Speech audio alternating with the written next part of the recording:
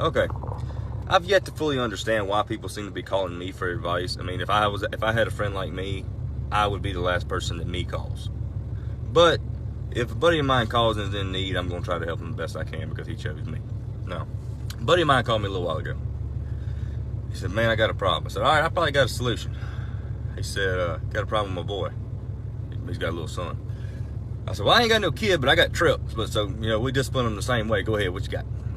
He says, my little boy's got a real bad habit. He's getting in trouble at school. He's starting to hurt his mama and his grandmama's feelings. He says mean things to people.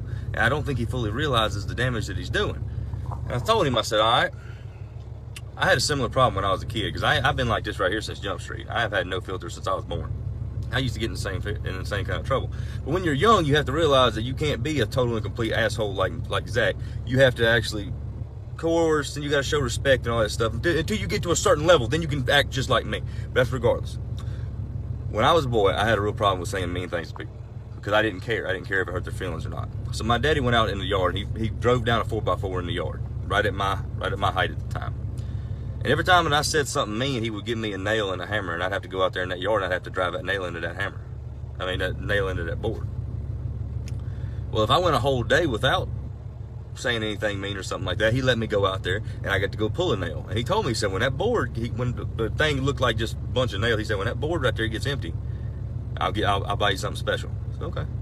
Well, it was an incentive as a kid. As a kid, you got to give incentive to be nice. So the day came that there was no more. I had done pulled all the nails because at one time there was 15, 16 nails in that thing because I was putting 2 or 3 in there a day. But the day finally came that there wasn't no nails left in that 4x4 out there and standing up in the yard. And I come in and I was proud. And I said, Daddy, come here. Come look at this.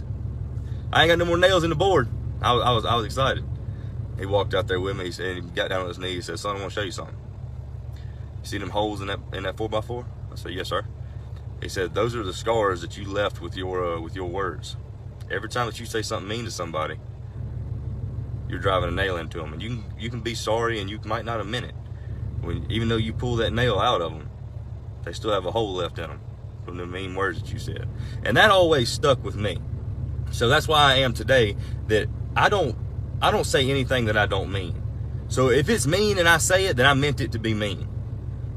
But as far as a kid goes, when I was young, it really opened my eyes to the damage that words can do to a young individual who's still trying to find themselves. That was the advice that I gave my buddy.